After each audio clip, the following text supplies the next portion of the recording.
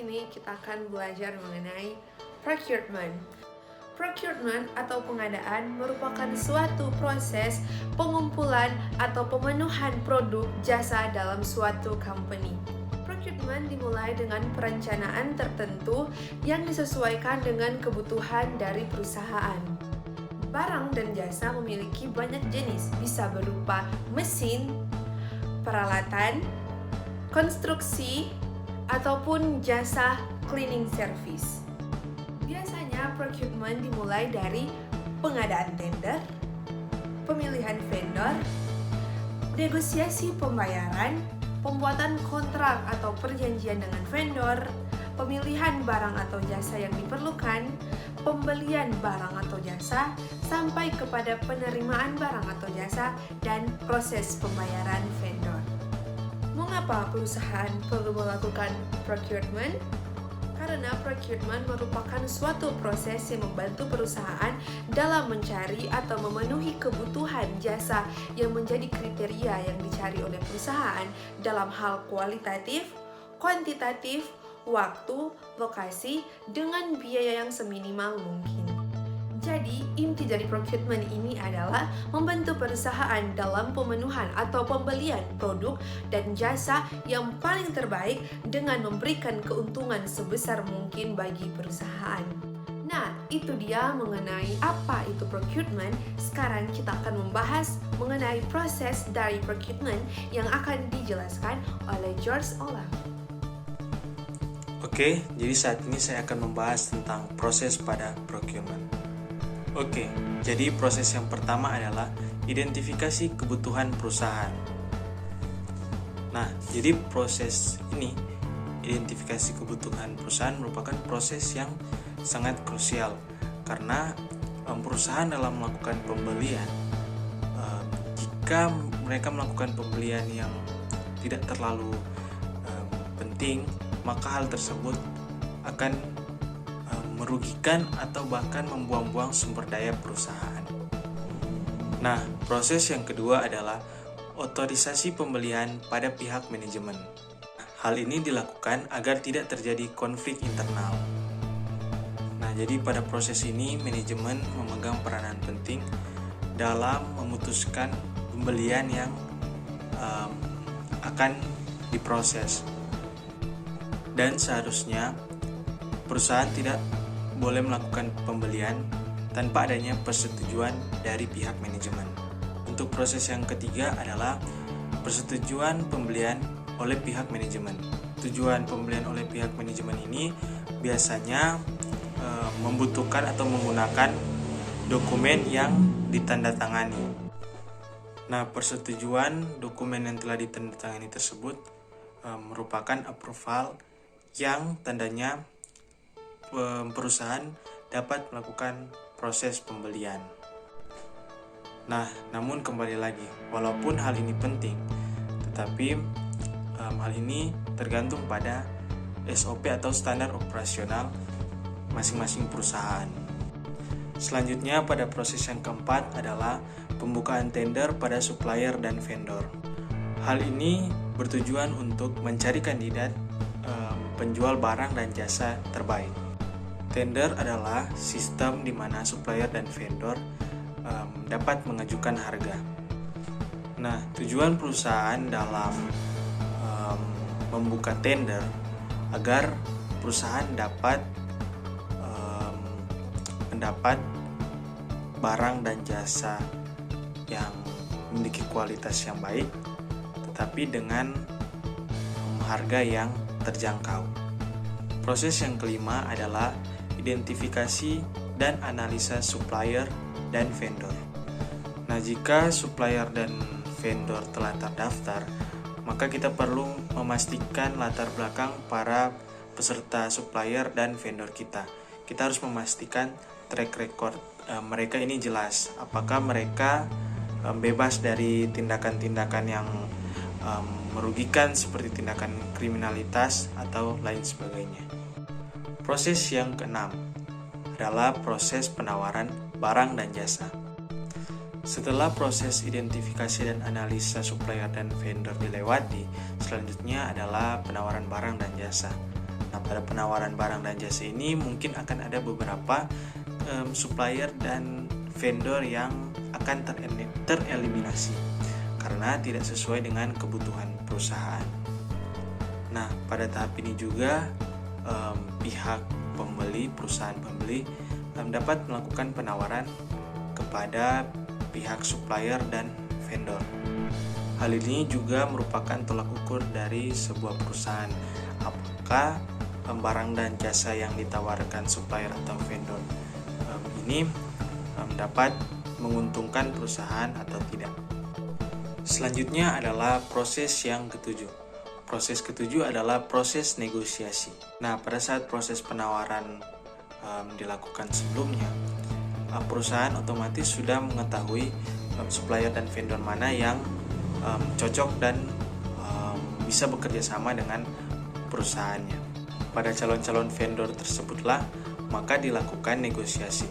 Nah, hal ini bertujuan untuk memaksimalkan keuntungan perusahaan.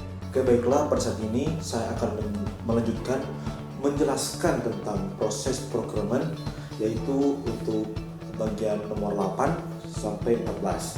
Oke, yang pertama itu ada bagian 8, yaitu adalah pemilihan supplier atau vendor. Nah, di sini untuk melakukan pemilihan supplier atau vendor, orang mesti lihat dari toronpe perusahaan. Toronpe perusahaan ini sedang menentukan bagian apa. Jadi nanti bagian supplier dan vendor, orang mau mengirimkan toronpe ajuan for perusahaan. Jadi bagian perusahaan ini mau melihat, menganalisis kembali. Jadi apa yang orang perlukan itu yang orang masukkan ke toronpe perusahaan.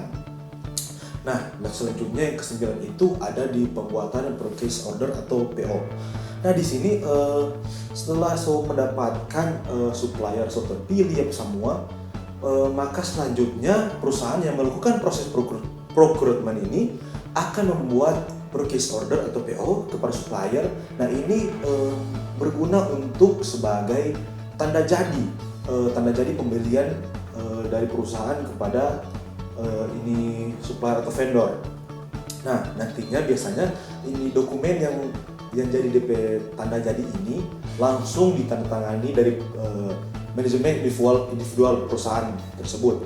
Oke, selanjutnya bagian ke-10 yaitu penerimaan delivery order atau DO atau work order atau WO. Nah, di sini setelah PO sudah diterima oleh supplier, maka supplier akan mengirimkan delivery order atau work order tergantung dari apa yang perusahaan beli itu, mau itu barang ataupun jasa.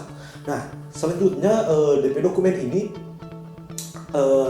mereka akan kirimkan kepada perusahaan pembeli untuk mau dikonfirmasikan ulang dan ditandatangani apakah ini sudah betul dan yang dorang udah pesan. Oke, kita lanjut selanjutnya di bagian ke-12 yaitu dokumentasi invoice. Nah, di sini namanya dokumentasi invoice yaitu bukti dari invoice yang mereka beli maupun itu barang atau jasa. Nah, nantinya ini invoice akan diterima oleh perusahaan pembeli, dan juga invoice ini akan didokumentasikan dan sebagai bukti pembelian perusahaan.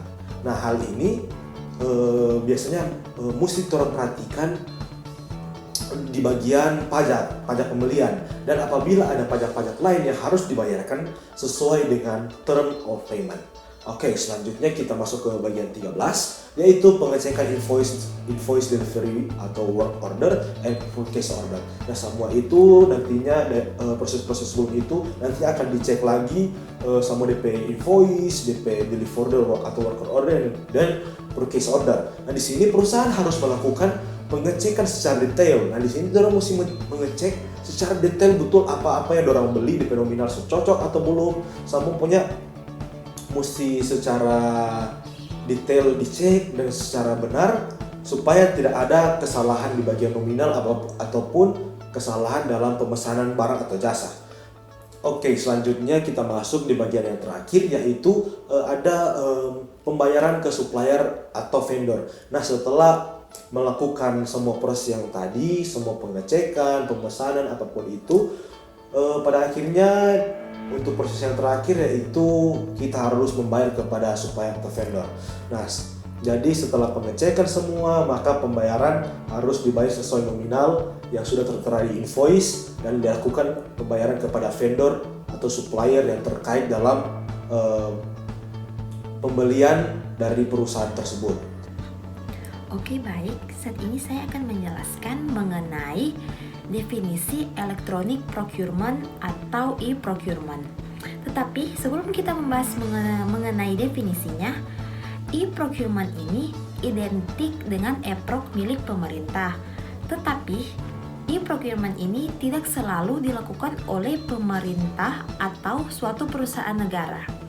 Karena dalam hal ini sudah banyak perusahaan-perusahaan swasta yang menggunakan proses ini sebagai bagian dalam pengadaan barang atau jasa. Karena menurut mereka proses ini dianggap lebih efisien secara waktu dan juga effort. Nah, definisi dari e-procurement ini secara umum adalah suatu kegiatan pengadaan barang atau jasa secara elektronik yang difasilitasi oleh software atau web dan juga koneksi internet dengan memanfaatkan teknologi komunikasi dan juga informasi yang dimulai dari pelelangan umum, kemudian prakualifikasi, dan yang terakhir sourcing secara elektronik dengan menggunakan modul berbasis website. Adapun juga definisi e-procurement menurut para ahli, yaitu yang pertama menurut CAFE. Menurut CAFE, e-procurement ini adalah sebuah integrasi secara elektronik pada pengelolaan semua kegiatan pengadaan, termasuk pembelian, permintaan, otorisasi pemesanan, pengiriman, dan pembayaran antara pembeli dan juga pemasok. Dan yang kedua, menurut Ephraim Turban. Menurut Ephraim Turban, e-procurement ini adalah suatu sistem pengadaan barang dan jasa yang dilakukan oleh perusahaan secara elektronik. Jadi, sistem e-procurement ini telah berhasil dikembangkan oleh dua negara pertama, yaitu negara Australia dan juga Skotlandia.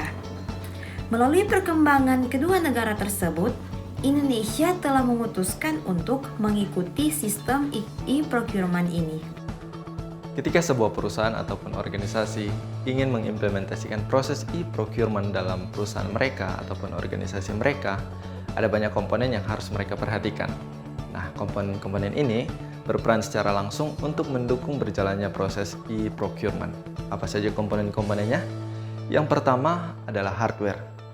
Hardware merupakan komponen yang wajib di mana kita akan menampung software yang akan kita gunakan. Yang perlu kita perhatikan adalah spesifikasi dari hardware tersebut.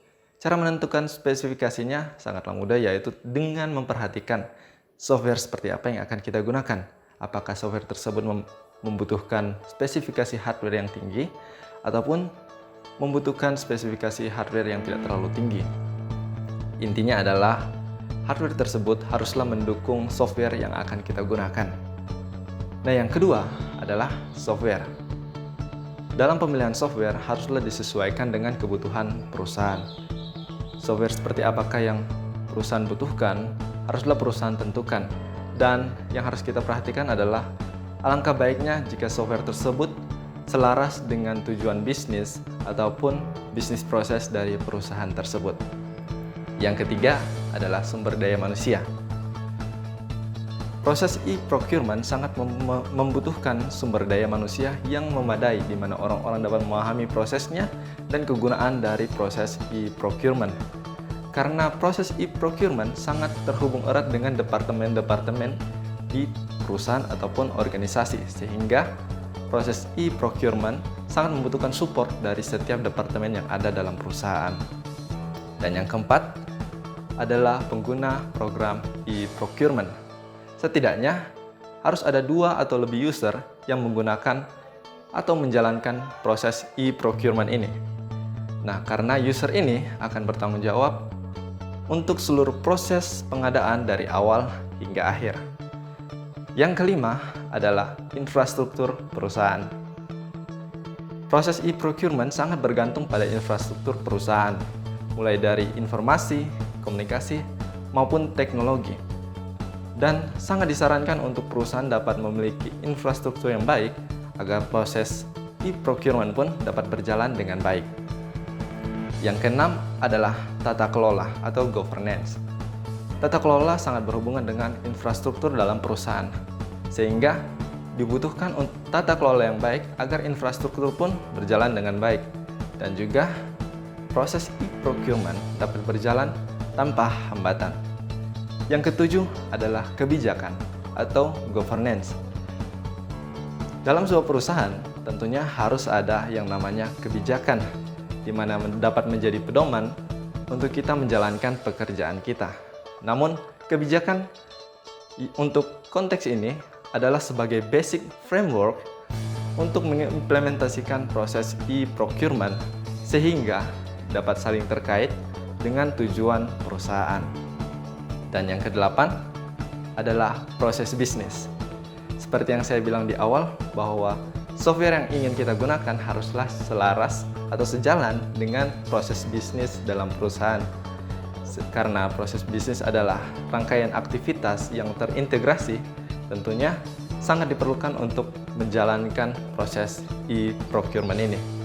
Nah, itulah beberapa komponen yang saling mendukung proses e-procurement.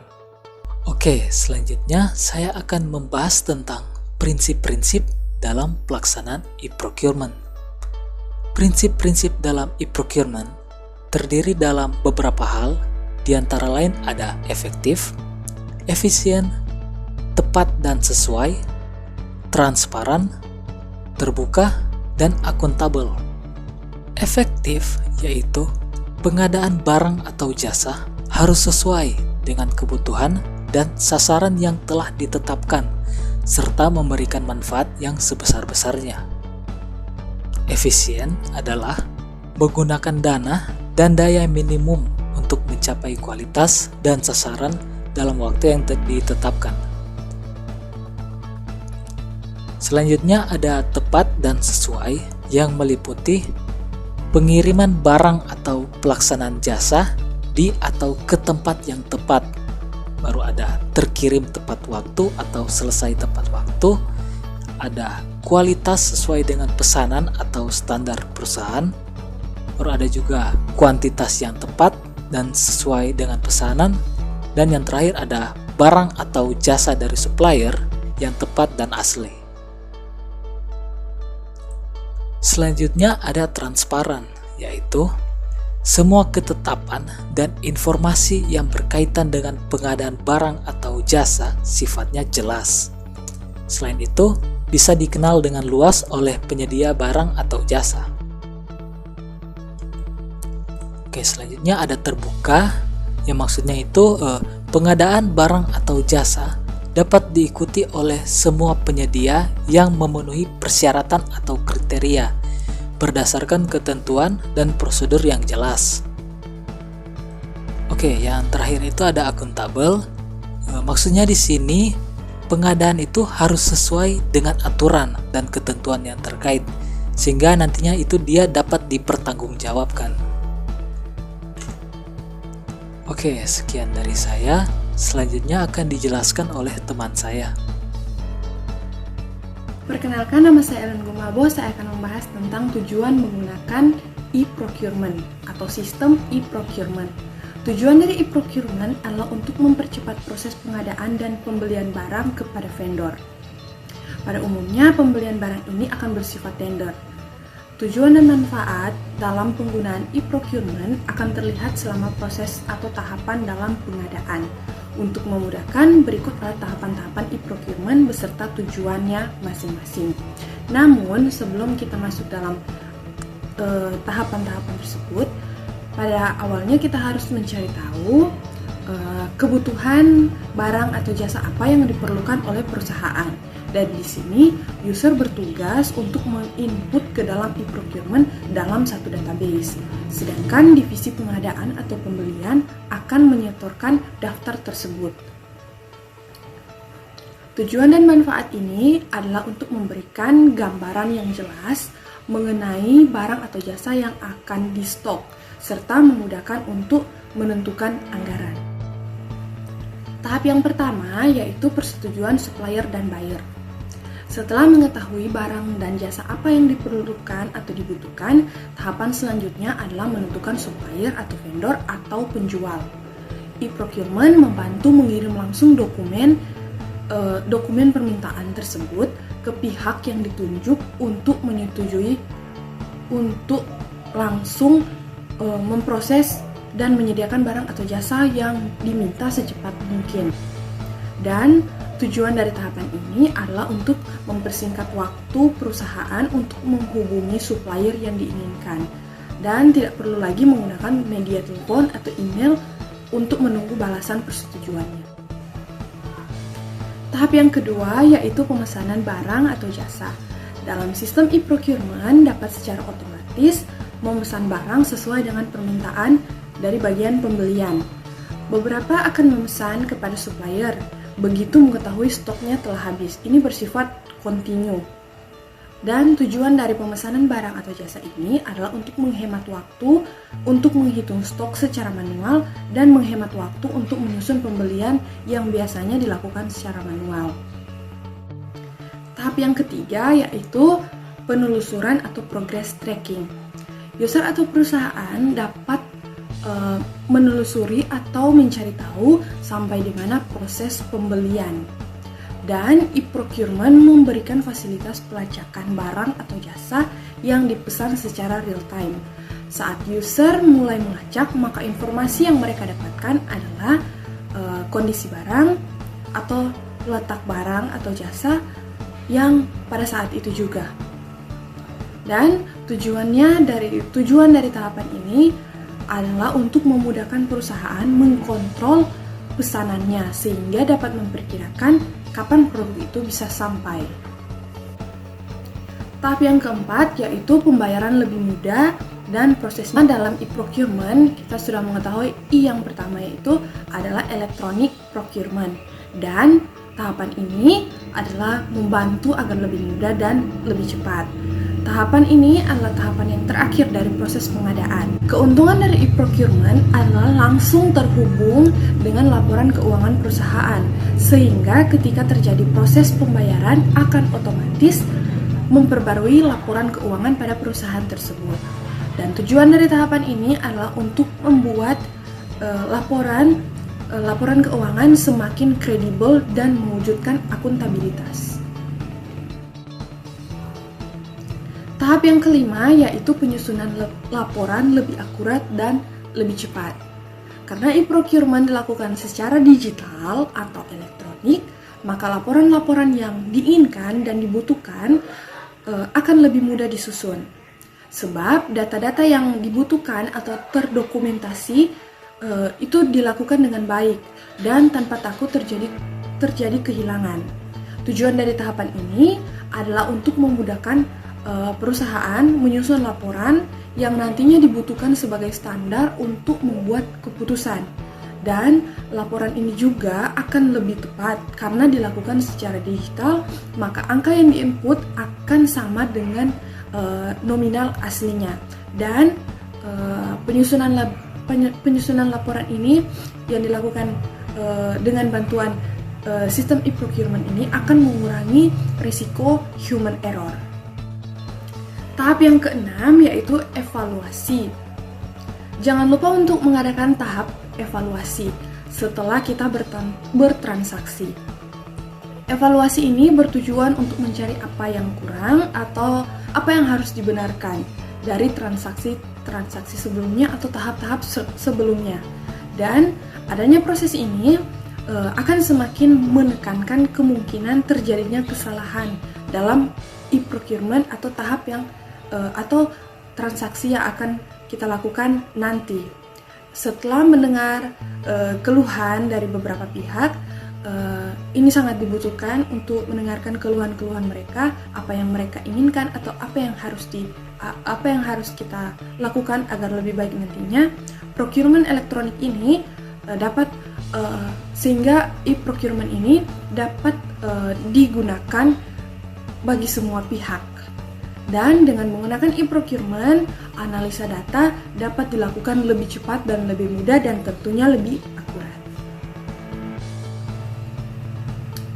Tujuan-tujuan dari setiap tahapan tersebut adalah dapat disederhanakan dengan satu tujuan, yaitu meningkatkan efisiensi, efektivitas, dan produktivitas dalam menjalankan proses pengadaan.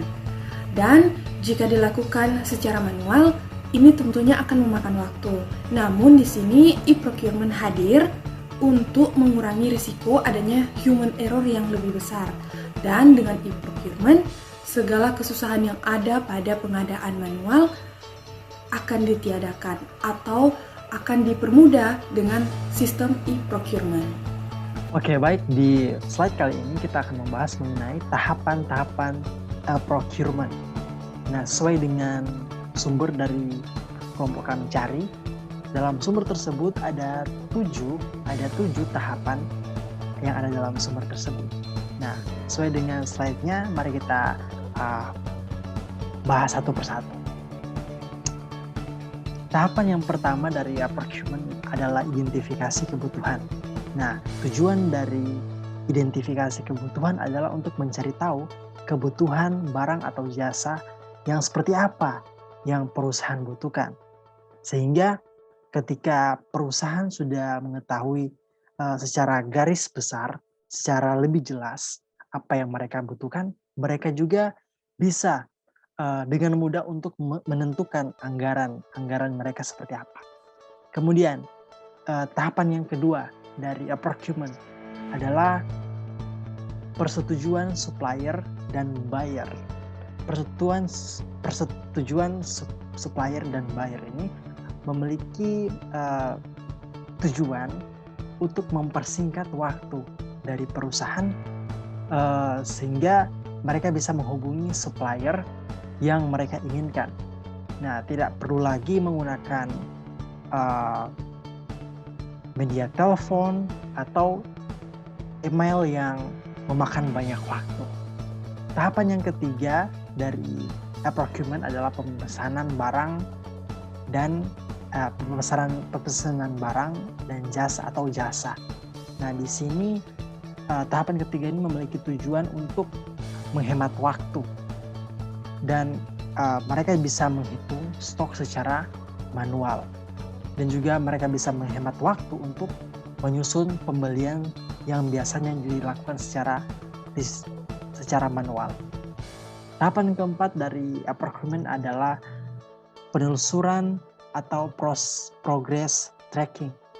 Nah, tujuan dari tahapan yang keempat ini adalah untuk mempermudah perusahaan untuk mengontrol langsung pesanan mereka, sehingga mereka dapat memperkirakan kapan produk itu sampai. Jadi ada sistem kontrol di sana. Mereka bisa tahu barang mereka sudah sampai di mana. Tahapan selanjutnya adalah tahapan yang kelima. Tahapan kelima ini adalah pembayaran lebih mudah dan proses cepat. Nah, tahapan yang kelima ini memiliki tujuan untuk semakin membuat laporan keuangan yang kredibel dan mewujudkan akuntabilitas. Tahapan selanjutnya adalah penyusunan laporan lebih cepat dan akurat. Tahapan keenam ini bertujuan untuk mempermudah perusahaan untuk menyusun laporan sehingga nantinya mereka bisa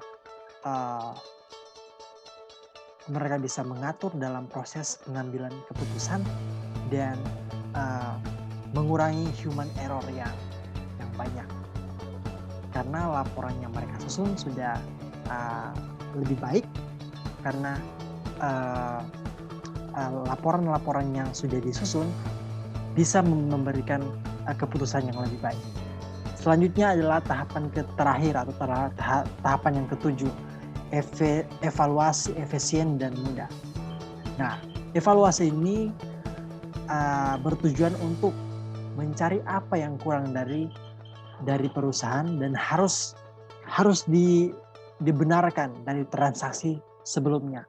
Ada proses mengenali masalah, kemudian mengolah masalah tersebut untuk menjadi lebih baik.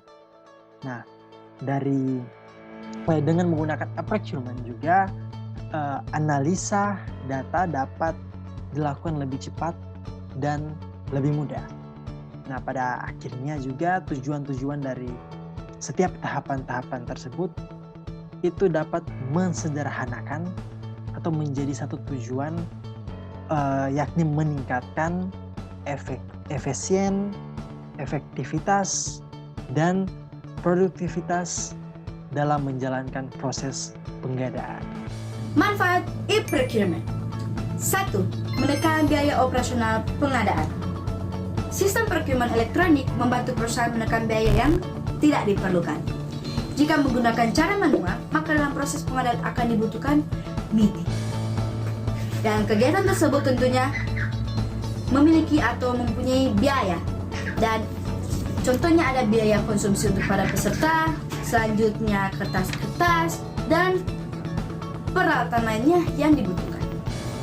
Dengan e-procurement, biaya yang dikeluarkan hanya untuk pembelian perangkat lunak dan satu user yang menjalankan. Yang kedua, meningkatkan produktivitas.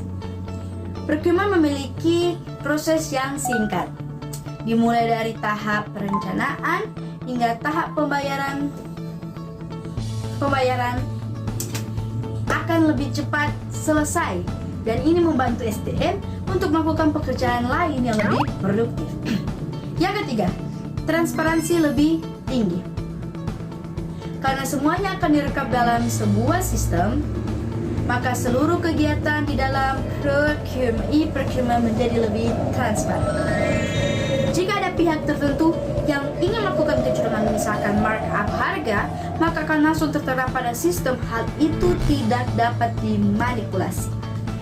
Setiap proses yang terjadi akan otomatis di backup dan disimpan sebagai arsip. Yang keempat, memperkecil atau mengurangi human error. Tampilan e-procurement sangat sederhana, ditampilkan secara keseluruhan dan memiliki tahapan-tahapan yang menuntun user. Yang kelima, efektif dan efisien. Jika dilakukan dengan cara lelang, maka sistem ini sangat efektif dan efisien. Tidak perlu lagi mencari-cari vendor atau bahkan menyerahkan setumpuk kertas penawaran. Sistem pun dapat secara otomatis memenangkan vendor dengan penawaran terendah. Tada! Ini akan memotong waktu untuk membaca satu persatu penawaran. Jika dilakukan dengan cara langsung atau menunjuk langsung vendor, maka akan mempermudah user untuk mengirimkan pengadaan mencari vendor serta jangka waktu pengiriman dan pembayaran. Pembahasan selanjutnya akan dibahas oleh teman saya. Baiklah, pada saat ini kita lanjut pada manfaat e-procurement pada bagiannya yang keenam, yaitu meningkatkan akuntabilitas untuk laporan keuangan. Nah, e-procurement ini sendiri dapat secara langsung disambungkan dengan laporan keuangan, dan dengan adanya fasilitas history, ini dapat mempermudah akuntan dalam melaporkan keuangan yang lebih kredibel. Nah, data yang ada juga merupakan kegiatan yang sudah pasti terjadi yang mempengaruhi keuangan dalam perusahaan. Nah, itu alasannya e-procurement ini dapat meningkatkan akuntabilitas dalam laporan keuangan. Kita masuk pada bagiannya yang ketujuh, yaitu adil, jujur, dan juga transparan. Bagi pengadaan dengan sistem lelang akan memberikan keadilan kepada seluruh peserta lelang yang mengikuti untuk ikut dalam penawaran. Jadi untuk semua perusahaan maupun vendor yang memenuhi syarat bebas untuk mengikuti lelang dan tanpa perlu merasa khawatir akan terjadi kecurangan. Kita masuk pada poinnya yang ke-8, yaitu menghemat waktu dan juga menghemat tenaga. Nah, proses procurement tradisional sendiri ini memakan waktu berhari-hari untuk membeli barang, dan cari hubungi vendor itu memerlukan waktu 1 hari.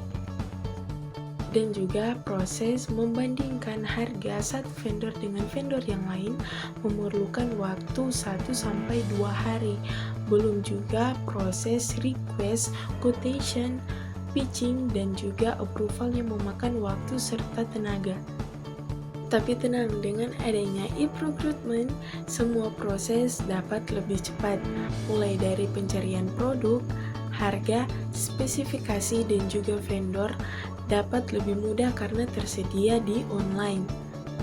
Proses pembelian juga sama cepatnya dengan belanja online. Jadi kita dapat melakukan persetujuan belanja dari mana saja dan kapan saja karena online. Kita masuk pada bagiannya yang ke-9, yaitu tidak perlu implementasi. Dashboard e-procurement kebanyakan menggunakan aplikasi dan juga web. Jadi kita bisa langsung mengakses sistem tanpa banyak implementasi atau menggunakan perangkat khusus. Jadi untungnya di sini kita tidak perlu membeli peralatan tambahan, hiring karyawan baru, atau juga kita melakukan pelatihan berhari-hari. Kita masuk pada poinnya yang terakhir dalam manfaat e-procurement, yaitu poinnya yang ke-10, metode pembayaran dan pengiriman fleksibel. Procurement tradisional biasanya mengharuskan pembayaran dilakukan di awal, tetapi berbeda dengan perusahaan yang menggunakan e-procurement karena dapat dilakukan di awal atau secara berkala atau cicil, dan juga bisa dilakukan pembayaran jika barang atau produk yang dibeli sudah diterima. Selain itu, pilihan kurir atau jasa ekspedisi lebih banyak dan nilai resi akan diberikan pada saat barang dikirim. Dan kita juga bisa dapat memantau pengiriman kapan saja. Jadi, manfaat e-procurement sangat besar untuk UKM hingga perusahaan besar karena dengan sistem ini dapat memangkas biaya, waktu, dan juga tenaga, berbeda dengan rekrutmen tradisional yang memakan waktu lama untuk menyelesaikan 1-2 pekerjaan. Oke, kita akan melanjut sampai materi ini mengenai faktor kunci transformasi digital ke procurement. Yang pertama itu yang harus lakukannya itu yang pertama sumber daya manusia. Kenapa? Ya, kita harus memperbaiki kualitas manusia atau meningkatkan kualitas manusia di perusahaan, bagi dari segi keadilan ataupun proses pengadaan. Harus ada pengembangan skill dan orang bisa membantu supaya perusahaan itu dapat bisa terjalan itu dengan baik. Yang kedua, proses dengan SOP ya. SOP ini orang harus mendukung transformasi ini ya. Karena SOP ini tidak ada kesalahan fatal di transformasi ini. Contohnya ini, di SOP ini harus ada peningkatan perusahaan itu website ya, yaitu websitenya itu hanya ini, tingkatkan website ya dengan fitur-fiturnya supaya tim dari perusahaan itu boleh bisa meningkatkan dengan itu dengan baik. Yang berikut, struktur atau struktur perusahaan. Nah, di dalam struktur perusahaan ini harus ada struktur ya. Contohnya ini harus ada direktur dengan wakil direktur, dengan supplier, dengan manajer dan lain-lain. Ya, harus ada organisasi struktur itu tersebut sehingga perusahaan itu ada struktur. Lanjut dengan teknologi. Teknologi kita harus butuh aplikasi yang penting ya. Yang penting di sini harus tingkatkan aplikasi yang ada. Contohnya harus tingkatkan pembaruan sistem dari aplikasi ini. Kalau Anda tidak perbarui ini, itu DP teknologi itu namo baru itu. Jadi harus baru ya. Ya kalau boleh ya usahakan perbarui itu teknologi supaya aplikasi ini dapat bisa memperbarui dengan aman ya. Dengan terakhir itu dengan adanya kultur ya. Kultur itu atau disebut budaya perusahaan. Nah, semua orang harus berpartisipasi dengan perusahaan itu. Ya, sehingga terampai perusahaan itu dapat dilakukan perubahan teknologi, SOP ataupun struktur perusahaan ya. Itu dapat dilakukan dengan baik. Kenapa? Kita orang harus berpartisipasi ataupun orang harus mau berdiskusi dalam perusahaan tersebut supaya terampai perusahaan itu dapat dilakukan itu dengan baik. Harus ditingkatkan supaya terampai perusahaan itu dapat bisa pembaruan itu dengan baik. Mungkin itu yang saya dapat. Terima kasih. Nah, sekarang kita masuk pada pembahasan yang terakhir, yaitu kesimpulan dari procurement dan e-procurement. Teman-teman pasti sudah tahu kan apa itu procurement dan apa itu e-procurement. Jadi, dapat saya simpulkan, procurement dan e-procurement merupakan kegiatan ataupun proses pengadaan barang maupun jasa pada suatu perusahaan. Nah, procurement dan e-procurement ini dibedakan pada caranya saja. Procurement masih secara manual, sedangkan e-procurement sudah secara elektronik dengan memanfaatkan teknologi informasi. Nah, contoh barangnya itu bisa infrastruktur ataupun mesin ataupun barang lainnya. Sedangkan contoh dari jasa yaitu cleaning service. Nah, sekian dari pembahasan dari kelompok kami. Terima kasih atas perhatian dari teman-teman. Apabila ada salah kata, mohon dimaafkan. Jika teman-teman mempunyai pertanyaan, kritik maupun saran, waktu dan tempat dipersilakan.